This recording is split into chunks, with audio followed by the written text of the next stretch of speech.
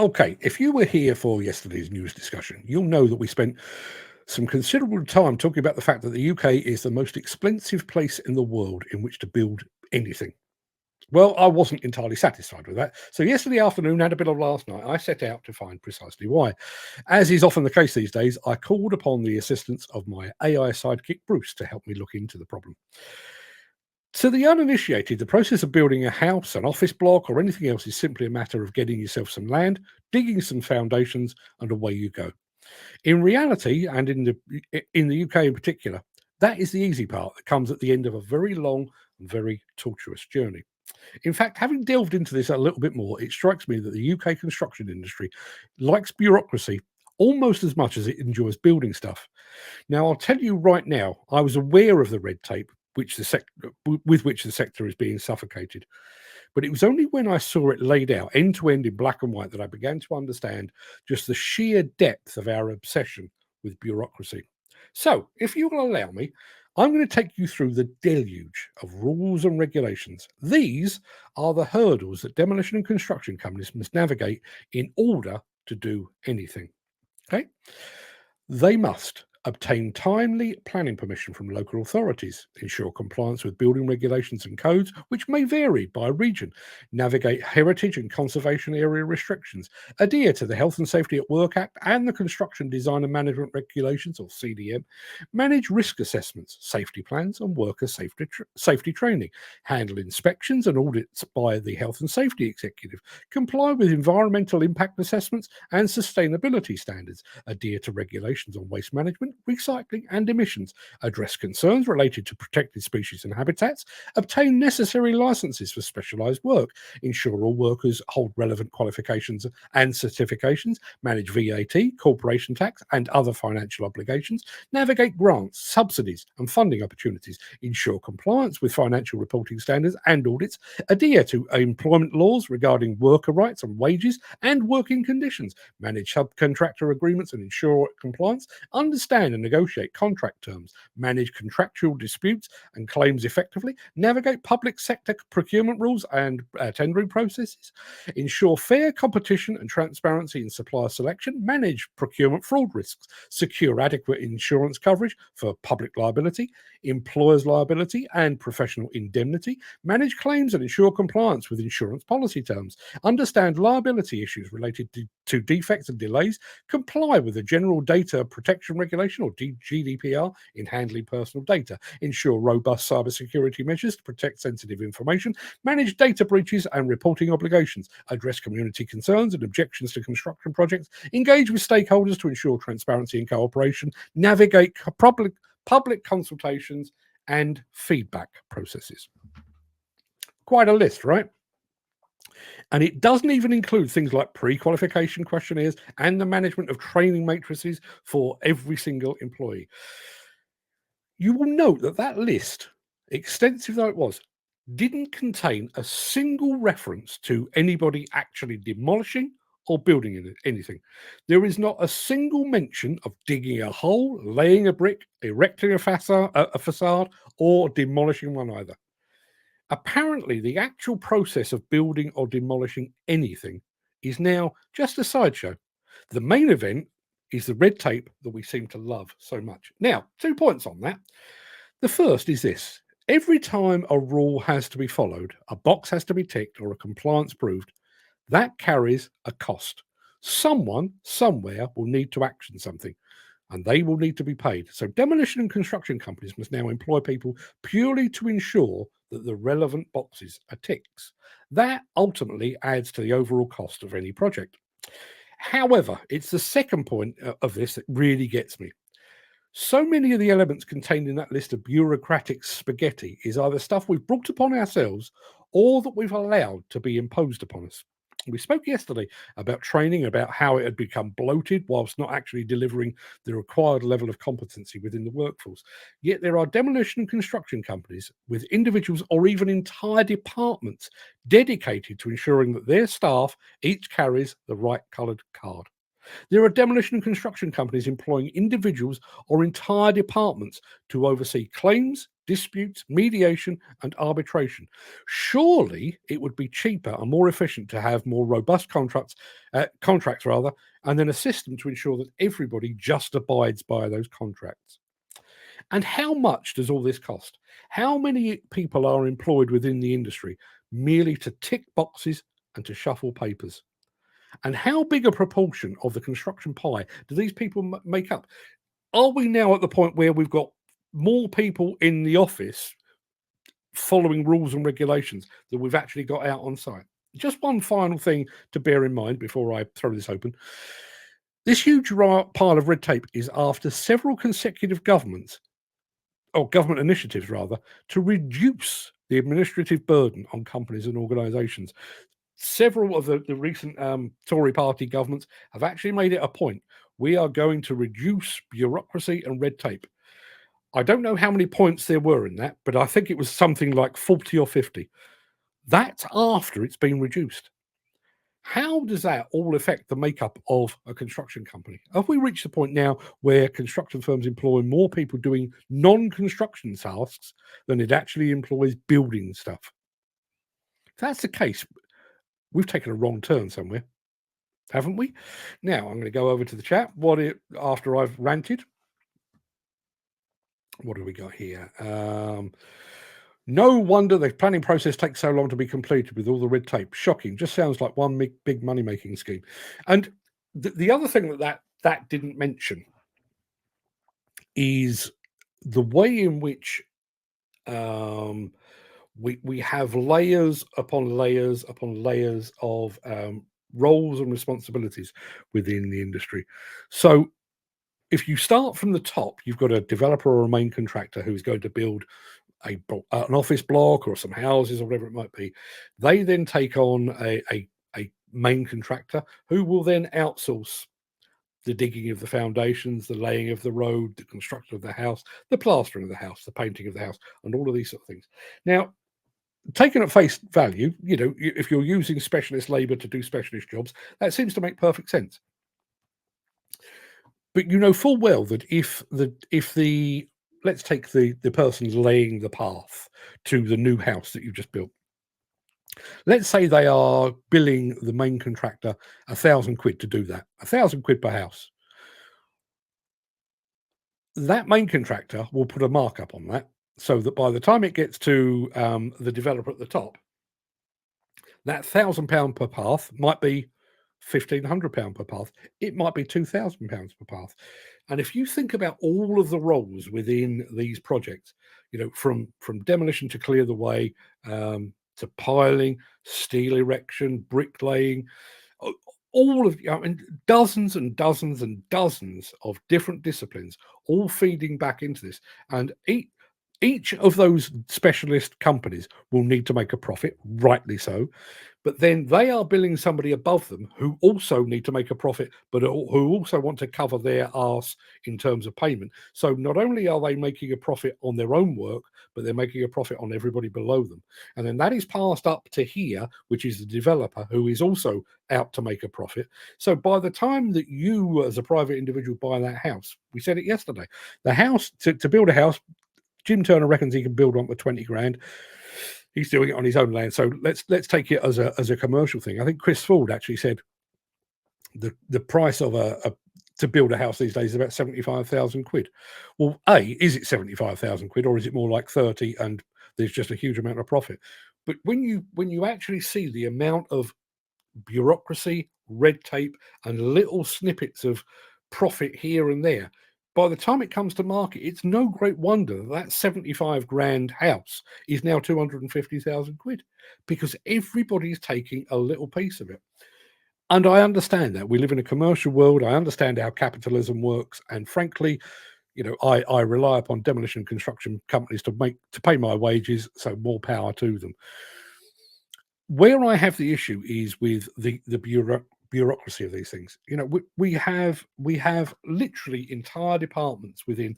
I know demolition better than I know construction, but we have entire departments. We have legal departments. And all they are required to do is to make sure that the demolition company or the construction company is legally compliant.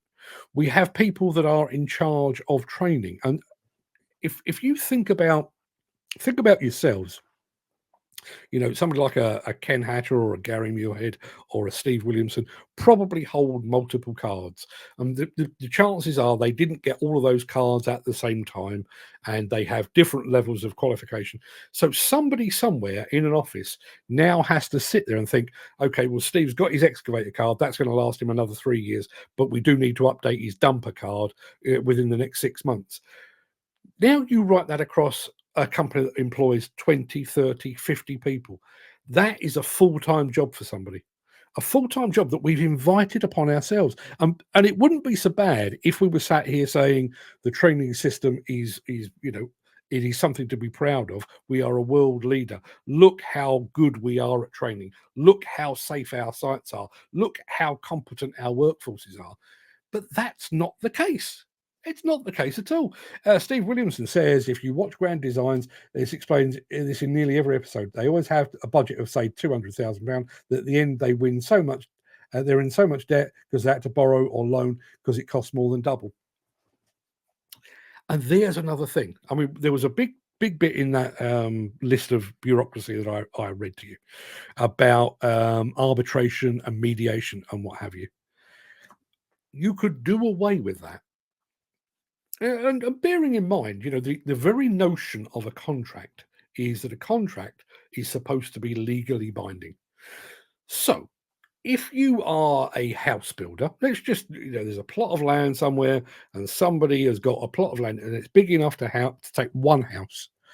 And the house builder, let's say you're a private individual, you've sold that land or you're letting that land to a house builder. How much is it going to cost me to build a house on that? It's going to be 75,000 quid. Okay, can we have that in writing? You certainly can. Here's a piece of paper, 75,000 quid. How long is it going to take? It will take us 2 months to build it. Okay, 2 months, £75,000. Anything else we need to know? No. Okay, at the end of the 2 months, they've handed it over. They've done the snagging. You've been around. You're happy that it's going to be a decent house, that it's not falling down. There's no subsidence. They've clearly abided by the building regs and everything else. And they then tell you, actually, we want £150,000. No, I've got a contract here. I've got a contract here that says £75,000 on your bike, pal. What? How are we doing this? Which brings up the subject of retentions. We all know what retentions are. We're all grown ups here, but they apply retentions to demolition. Okay, now the basic idea of retentions is to ensure, but bearing in mind the layers upon layers upon layers. But the basic idea of retentions was you would withhold some money from a contract so that basically you would withhold part of the payment until you were completely happy with what had been delivered. So if you're building a bunch of houses, somebody will go around after all the houses have been built, look them over, do they comply, are they all painted, are they all plastered to the standard we would expect, have we signed off with NHBC standards and all of the building regs and everything else. Assuming that's the case, here's the remainder of the money. But they apply that to demolition. Here's how demolition works. Here's a tower block, and I am going to pay you to take that away. Make that tower block go away. Okay?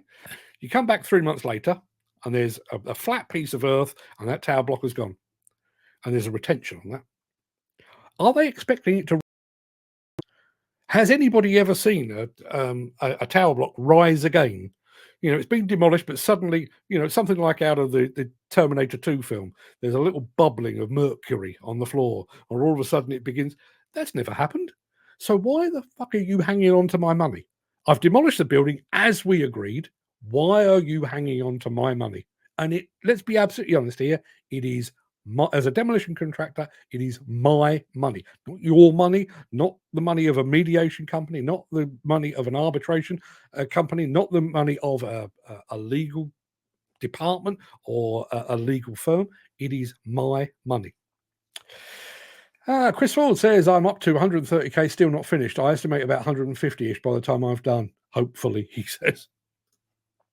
This is why I can't understand housing developers. Why don't they buy up or start up groundworks companies? The groundworks companies make a fortune out of them. Bizarrely, when you think back, and I probably caught the very tail end of this, but back in the day, that's exactly what they did. When I did, I'm struggling to remember the name of the company. It'll come to me. But I'm in Epsom, and about, I don't know, 5 miles down the way is Mitcham, and Mitcham is the traditional home of Waits, the big house builder. And back in the day, Waits used to have ground workers. They had their own plant fleet, to the point where at one point they farmed it out to, I think it was called Vine Plant. So their plant fleet had become so big that they were actually hiring it out to other people, and it was still owned, but it was kind of floated off to one side, and they could use their own plant. They owned it, so they could charge what they liked, but they would also hire it out to other people. That's how it used to be. That's exactly how it used to be. You think back to the days of the construction of the M1, even things like the M40. Some of the companies that were involved in that had their own plant, had their own crews to actually do that work. And I understand this idea of taking people off the books so that you can probably ride the rises and falls of demand and fluctuations in the market. If you've not got anybody in your books, you don't have to worry about redundancies and stuff like that. You pick people up and you put them down. Now, as a working person, and bearing in mind a lot of you guys are those very people that can be picked up and put down, that doesn't sit particularly well with me. But I can understand the logic behind it. But as Jim has just pointed out, if they had groundworks companies are making a fortune out of house builders and everybody else. Is anybody looking at this? Is anybody, is anybody analyzing, is it as clear as this? Let's say you're a house builder and you've got 12 houses to build. You've got your plot of land, you build your 12 houses, you sell the houses, and that, the difference between your construction cost and the sale price is your profit, more or less. But is anybody actually looking at the makeup of that cost? We've already been through the bureaucratic and administrative cost, but is anybody looking at that and thinking, we're spending an absolute shit ton of money here on groundworks, or we're spending a shit ton of money here on plasterers. Would it not be better off to have a team of ground workers or a team of plasterers, or possibly both, and do this in-house? Would that is anybody looking at that? We need more big companies like a Wimpy that could do everything in-house, all the trades. Yeah, as I say, it makes me wonder. It does make me wonder about the way that we've gone. And I mentioned this a couple of days ago. As part of the government shake-up, and I wish I could remember what the initiative was called, but the government, the new Labour government, is looking to crack down on employment and basically giving more rights to employees. My guess is that will make demolition and construction companies push even more people off their books, because if they've suddenly got rights like increased maternity and paternity rights, no 0-hour contracts and all those kind of things.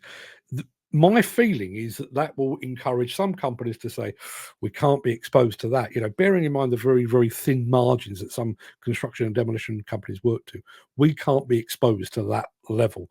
So we'll have to trim our employed workforce, and we will just have to bring them in through agencies or individual hire on a contractual basis. And yet that seems, based on all that we're saying here, that seems to fly in the face of what as an industry we actually should be doing. We should be employing more directly.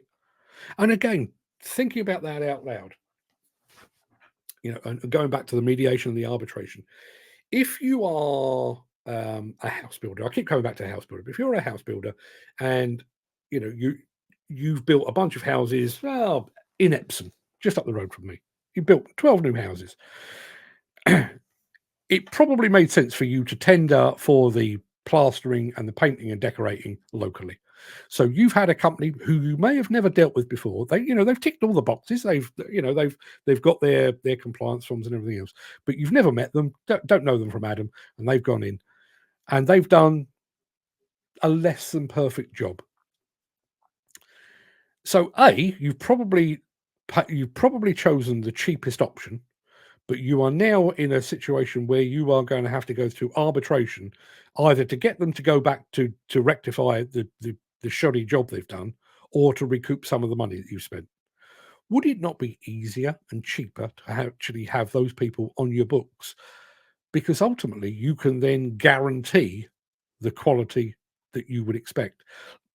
It's only when you think about how modular houses are now, one of the reasons they're modular, apart from the fact that they're very, very easy to build, is because each one is of a guaranteed outcome.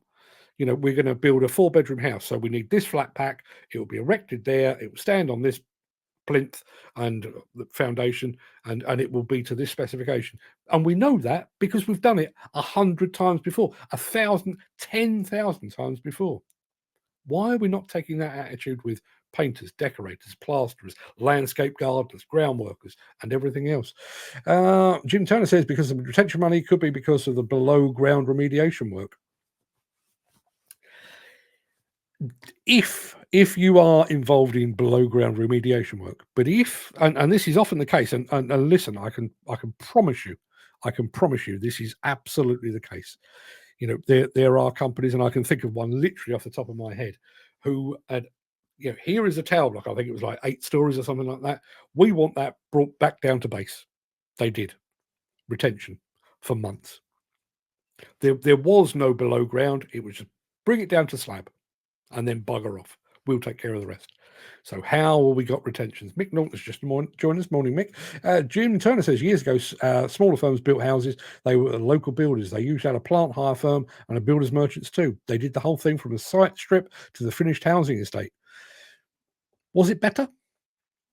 Was there less red tape? Was there less bureaucracy? Were the houses better? Be interested to know. Dan Cullen says, so true.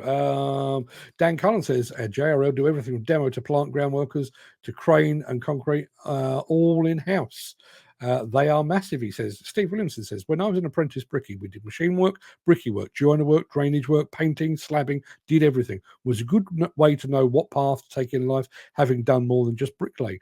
There's another point. If you are an operative, and I mean operative or operator, so you might be driving a broom, you might be driving a machine, you might be handling a shovel or whatever it might be. But if you're working within construction, as it stands today, construction or demolition, as it stands today, because you are working in a very specific role, you're not exposed necessarily to all the other bits and pieces. If you were talking about the company here that Steve's talking about, if you joined that company as an apprentice brickie, you might be stood there and thinking, actually, that concrete work looks like something I could get behind, or driving a digger or drainage. Oh, that looks kind of sexy. That floats my boat. I'd like to have a go at that. That's not how it works anymore. If you are an apprentice brickie and you want to try your hand at drainage, you're changing companies now, because there are drainage companies and there are brick build or bricklaying companies, and never the twain shall meet. Is that another cause of our ongoing skill shortage? Love to hear from you. Dan Cullen, but all self-employed guys. So just going back to this is JRL, do everything from demo to plant ground workers to crane and concrete, all in-house, but they're all self-employed guys. Is that right? I'll ask the question. If you are a self-employed person, how far does that self-employment go? Do you get paid sick leave? Do you get paid holiday time? Is the cost of your PPE covered? Are you insured through your company, or are you insured yourself? And the one that really gets me is if you are self-employed, but you are working 99.9% of the time with the same company, who bears the cost of your training? Is it them? Are they paying for your training to be kept up to speed, or is it you? And that is Again, I mean, I think that's one of the major issues with our discussions about grandfather rights or the abolition thereof. If you are working with a company that takes care of your training and your training costs, frankly, whether your grandfather rights have buggered off or not doesn't really matter. If you've got to go and take a week out of your paid week to go and sit an MVQ to prove that you could do precisely what you've been doing for the last 20 or 30 years, no skin off your nose because somebody else is footing the bill. Where it does make a difference is if you're a private individual. We've just come out of a cost of living crisis, or we're still in one, to be perfectly honest. We've had an energy crisis. We've also had COVID, which ate into a lot of people's savings and what have you. If you are now forced or faced with a very real prospect of having to go back to school to prove that you can do precisely what it is that you're already doing at your cost, that's an issue. Problem is now people don't want to do multiple jobs and they say, I'm only paid to do this. But has the industry not brought that up on itself? Going back to the point that Steve was saying, if you were employed by whatever company this was that Steve was working with, if you were if you're employed as a brickie, but somebody says to you, I need hand with the drainage, you're employed. Your boss tells you, put down your trowel and your brick and your hod. You can tell how much I know about bricklaying. Put all that down and go and help the lads over on the drainage. We've got an issue, or we've got a deadline to hit, whatever it might be. And as an employed person, you're kind of expected to do that.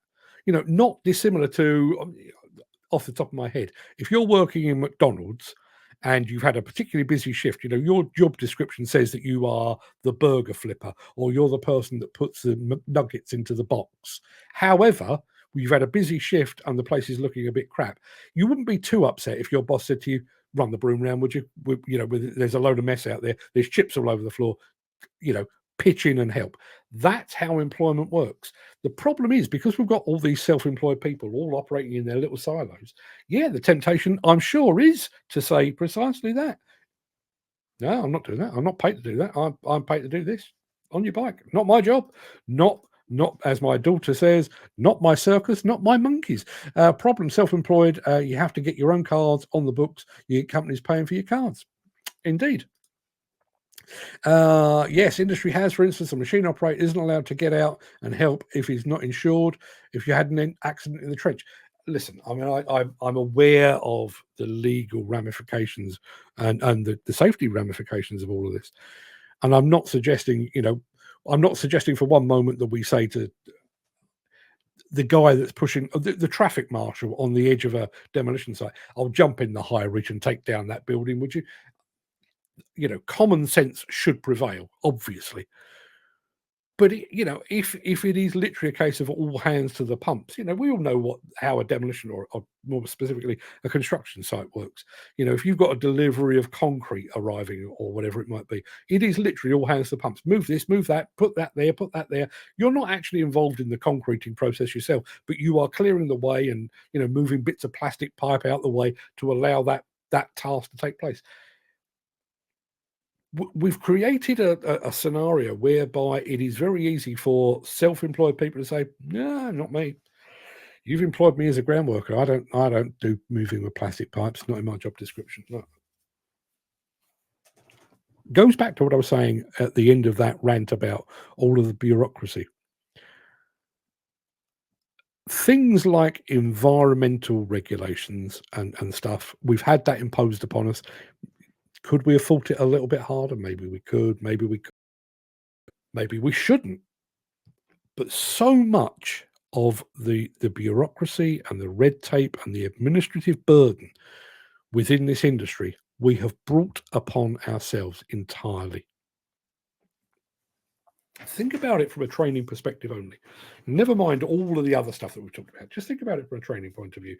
If you had a team of 10 guys and you had a system whereby the only time your card was updated was either you changed address or you had achieved an additional skill level. So let's say you've got an excavator card, but you've now proven, as we were saying yesterday about yellow, green, and purple cards, you've now proven that in addition to being a good, competent excavator operator, you are also a good, competent, capable dozer operator. So your card is updated electronically because it's got a chip in it electronically. That should be the only time your card needs updating. Instead of which, we have multiple cards with multiple levels, with multiple skill sets, multiple colors, multiple training organizations, multiple hoops to jump through. So rather than you as whether you're employed or self-employed, you have a piece of plastic that says, here's my skill level. It could also contain, here's my track record. You were found pissed at the wheel or the levers of the machine. So that's on there as well. But here's my card. It contains everything you could possibly need to know about me. If you gain an additional skill, it's updated. If you have something go against you, that's updated as well. But that card basically follows you for life. And aside from losing it or crushing it, whatever it might be, that is your card for life. If you've done that, we've done away with training organizations. We've done away with CITBs. We've done away with classroom training, constant updates, constant shifting of goalposts. Because even with the advent of simulated or remotely controlled via simulator, if you can drive an excavator, sat in an excavator, you can drive an excavator from a remote location because the controls are exactly the same. So there's no need to update it for that. You've proved that you're an excavator operator. You're good to go. And yet we have created a system where we can have one person with multiple cards, all of which expire at different times, all of which offer them different credential levels and capabilities and everything else. We have created that ourselves. And unfortunately, it's I think a lot of it has been imposed from on high. But think about that. Think about how short-sighted that is. Build UK are very, very keen on every once in a while. Oh, yes, we must have an NVQ to back this. They're paying for that. They may not realise it, but they're paying for that. Because if you've got to get your entire workforce back to school to get an NVQ to prove they can do the very thing that they're already doing, somebody's going to have to bear that cost. Many self-employed trainers, assessors, and general tradesmen do not hold any professional indemnity. There's another point. Going back to the point that Steve was making and Dan Cullen was making, if you've got a lot of employed people, they're all covered under one insurance policy, one indemnity, public liability and everything else. If you employ somebody off the street and they decide to back their excavator through next door shop window, yes, your insurance will cover it, but what about theirs? Are they insured? Have you checked? Our friend Wolfie says, is dodgeball an Olympic sport? I don't believe it is. I also think that's another one of those sports that the Americans would win every single time. The folk that say it's not my job want sacking, says Jim Turner. Unless they're outstanding at their job, you can keep them doing that 100% of the time. When did that become a thing as well? When did that become a thing? I don't want to come across now as the old fuddy-duddy or, when I were a lad, lick road, clean whip tongue and all that. I don't want to come across as that guy. But when I started work, on my first proper job was working in the accounts department of a contract furnishing company. If my boss had come to me and said, we're flat out making the furniture, any chance you could run a broom round? I may not have liked it, but I'd have grabbed the broom and I'd have done precisely as I was told, because that was the relationship that we had. He was the boss. I was merely an employee. Again, I can sense myself going down the old fart route here. But do you remember when you were at school? When you were at school and your teacher told you what to do? And some of my teachers, I don't know about yours, but some of my teachers would clip you around the ear. I got caned a couple of times. I got hit with a slipper a couple of times. I had bald rubbers thrown at me on a number of occasions. I didn't think to sue them. I didn't think to fight back because they were in charge and I was a kid. I was having a conker fight with a bunch of friends once, and I threw a conker across a road, and a car went by and it hit his windscreen. Didn't do any damage, but the guy that was driving the car got out and clipped me round the ear. I didn't think to sue him because I was in the wrong, and that's. I think we've lost a lot of that.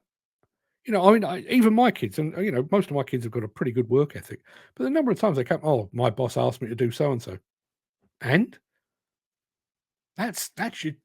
It might not be your job formally, but surely you want to help out. Is that not what you do? And why is it like that in the commercial world and not socially? If it's the weekend, right? You pop round your friend's house. They're having a bit of a barbecue, right?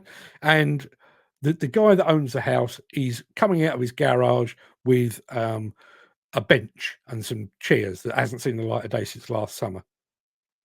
Do you stand there and say, or let him struggle, let him drag it on his own, or do you go over and say, oh, I'll grab this end? It's not your job. You're not being paid for it. It's not your job description. At no point did you agree when you went round your friend's house that you were going to carry benches. Is that not just the decent thing to do? Dan Cullen says, like many telehandler operators, they get asked to get out, do some labour when not busy, and those that refuse due to ramifications of impact of not insured, you get sacked for not getting out. Known a few people this has happened to. It's ridiculous. And where is the fault there? Where is have we defined jobs to such a degree now that it's not a case of you don't want to help, you legally can't. Is that what we've created for ourselves? And as I say, we have created an awful lot of crap bloody rules and regulations for ourselves. Is that another one? Are we so intent on following every letter of the law that even though the guys on the ground are struggling, we can't ask the guy who sat there twiddling his thumbs in the telehandler to get out and help move a bit of pipe or whatever it might be? Is that what we've created for ourselves? Mick Norton says, Dan, terms and conditions of work can rule out many of these problems. Yeah. And I wonder what those terms and conditions have. Those terms and conditions been updated to reflect the more modern approach to all of this? Are we employing people to drive telehandlers that basically says that their job description is you drive a telehandler under no circumstances whatsoever are you to leave the cab and get involved in any other form of construction activity? Is that what we're doing? Because if that's what we're doing, we're mental. All of this could be on a person's ID card. It can chart their history, both professional and personal, depending on the clearance level the person reading it has. If everyone's DNA was on file, then we would know who everyone really is. There'd be no CPCS, CSCS card fraud. Yeah, listen, we've all got one. These things are. That's the thing that I find bizarre about this, and I realise we're going off at a slight tangent here. But you have people. I would never, under any circumstances, would I allow. Would I carry an ID card? People tracking me, and watching my every activity. We live in a nation with more CCTV cameras than anywhere else in the world, and that tracks everything. Everything you look at online, every financial transaction you make, every social interaction you make is being tracked already. A piece of plastic does not change that. If anything, it just organizes it a bit better. Andy Hare at 1 hour 27 minutes into the show, rocking up at the end. Morning, all. there Andy, things have changed somewhat since the last time you were here. These shows now have no discernible end in sight. They just go until I run out of breath, basically. Mick Norton says, if a trainee or a novice under instruction slips and breaks a limb getting on or off a dozer, it opens a litigation route where they can claim negligence by the trainer instructor in his failing to provide a duty of care. And therein lies a whole other can of worms.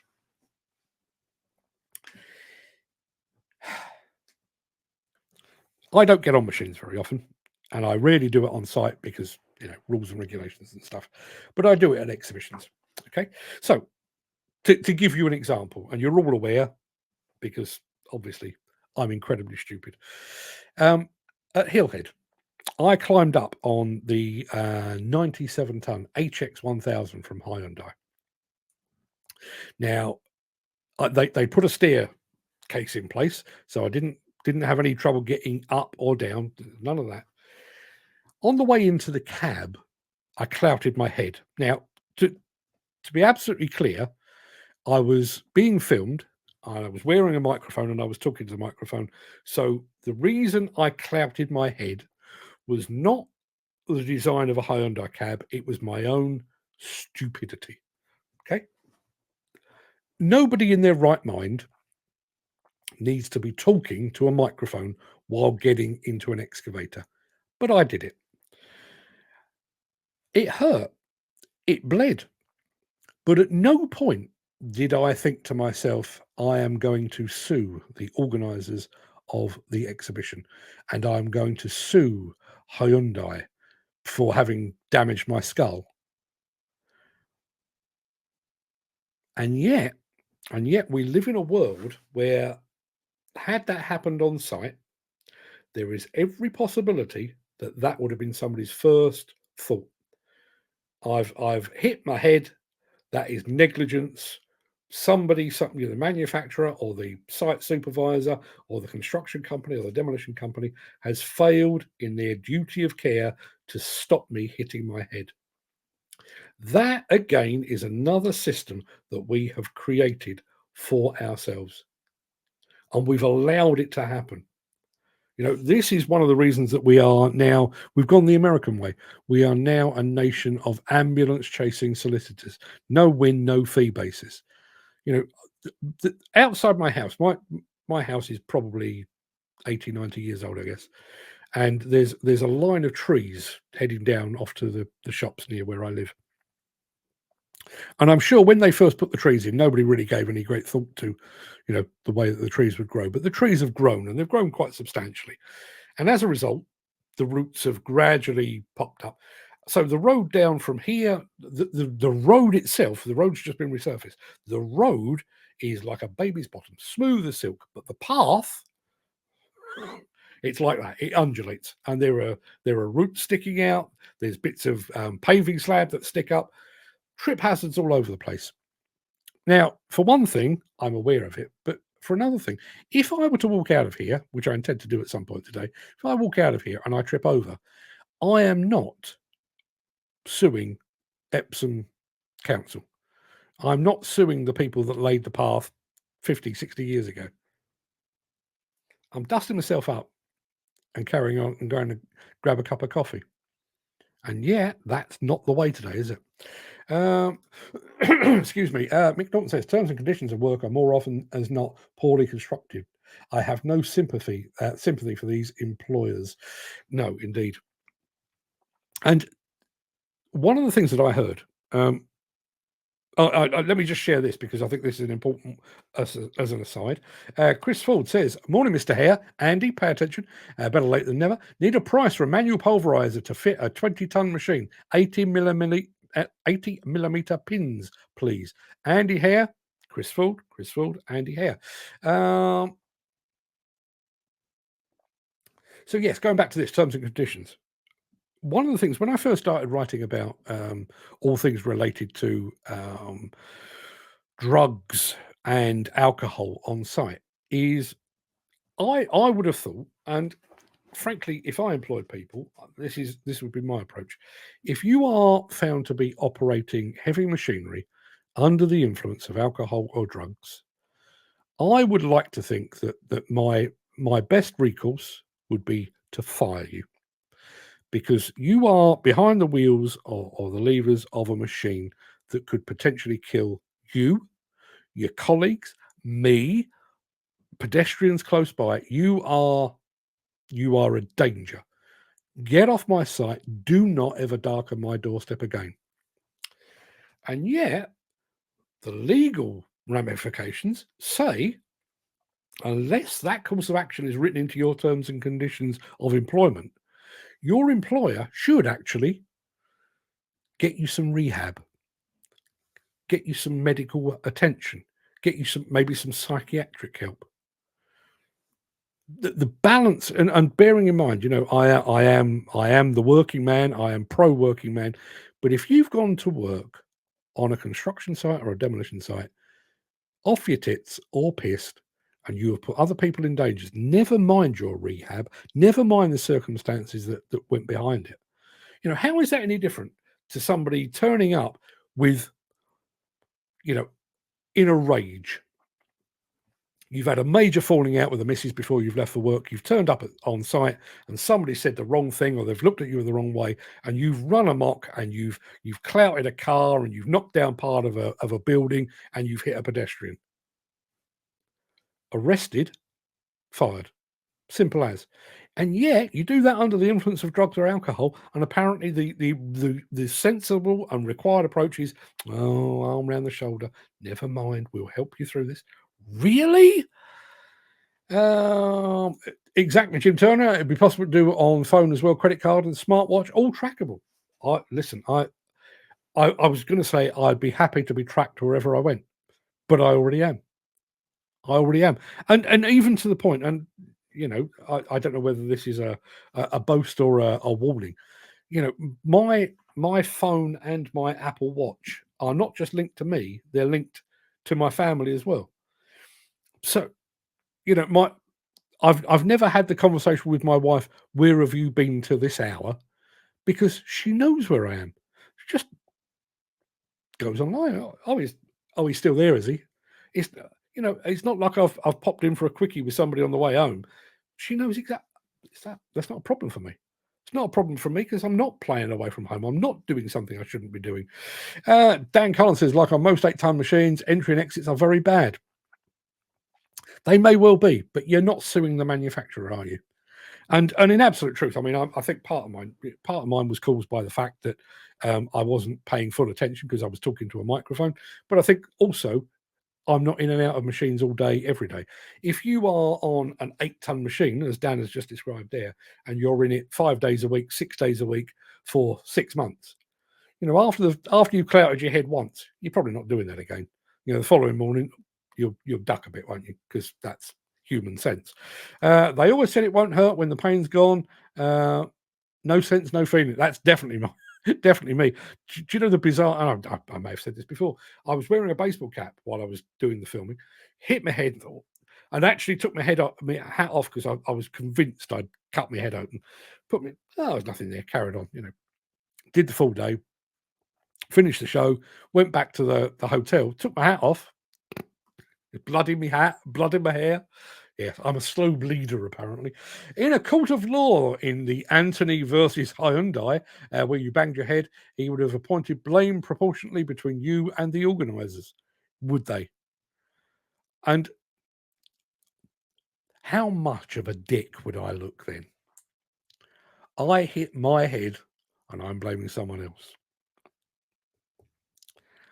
Yeah. Dan Collins says, like the job I'm on, had to get excavator to clean around roots and pipes as well as was safer and multiple roots and huge root.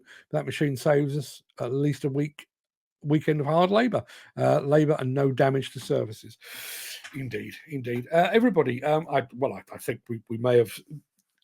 I think we may have resolved the fact that I'm not going to sue Hyundai or Hillhead or anybody else beginning with H because I am so stupid I hit my head on an excavator. I think we may have secured an order for Andy Hare from Crisfield. I don't know. That's for them to negotiate. And I think we've took that all out for plenty. I am just going to very quickly share one last thing because I'm here and because it's current. Let's have a look. Just wanted to show you what landed on my desk this morning. Keltbray apparently is to sell off its infrastructure business to concentrate on its building arm. The division is being bought by private equity and will be based in central London. Keltbray is set to be broken up with the firm selling its near £400 million turnover infrastructure business to concentrate on building work. Blah, blah, blah, blah, blah, blah, blah. The infrastructure business is Keltbray's biggest arm, and employs just over 1,100 people, had an order book at the end of last year of 710 million. Keltbray have apparently declined to comment. And it all goes into, in the last set of results, Keltbray, which was set up in 1976, posted a record turnover of £689 million, a rise of 30% on last time. Pre-tax profit fell from 3.4 million to a £1.2 million loss, which the firm said was down to the cost of refinancing deal and legal fees associated with its appeal against the £16 million fine imposed by the Competition and Markets Authority, the CMA, for its involvement in Demolition's bid rigging scandal. The infrastructure business is unaffected by the CMA inquiry. So you are now fully up to speed. There's a lump of Keltbray that is going under the hammer, although by the sound of it, the deal has already been done. So now you know. Dan Cullen says, have a fantastic weekend, guys. Stay safe. Looking to go to look at another job at the weekend. Good luck with that. Take care. See you on Monday. Yes, you will see me on Monday. Assuming there is no cataclysms between now and then, assuming that I don't go and clout my head on something else and knock myself cold, I'll be back here on Monday with more of the same. Thank you for your company. Thank you for all your input. This new bit of the show is going really rather well, isn't it? Quite like it. Don't know if I can keep it rolling because I don't know quite how the news is going to affect us, but we shall see. Mick Norton says, had you slipped on a grease patch on the Hyundai footplate and broke a limb, incapacitating you for employment for, say, 6 months, how would you have reacted? Probably the same way. I mean, I do think one of the things that we've lost, I mean, never mind all the rules and regulations and arbitrations and everything else, one of the things that we've lost as a society as a whole is an ability to take personal responsibility. And yes, there might have been a grease patch on the Hyundai footplate, but I've got eyes. And really and truly, you know, you could ask the question, and I would certainly ask the question in my own head. Should I be climbing up on machines? Really? I'm only there to film them. Does it really make my life better? Does it make the video better if I'm sat in the cab for part of it? Probably not. It's my own stupid fault, would be my take on that, I think. Well, I can't guarantee that, but sat here, cold light of day, that's what I'm thinking. Gary Muirhead says, God willing, see you all Monday. Yes, God willing, see you all on Monday, unless there's some really good athletics on first thing on Monday morning, in which case I may just have a lie in and watch that instead. I won't be watching that. I'll watch it and catch up instead. Everybody, go and have a fantastic weekend. Really appreciate your input. Really appreciate your presence and your participation. I'll see you all again on Monday. Till then, everybody, have a good day. Have a good weekend. Have a good life. Have a good drink. Have a good dinner. Just have good. See you soon.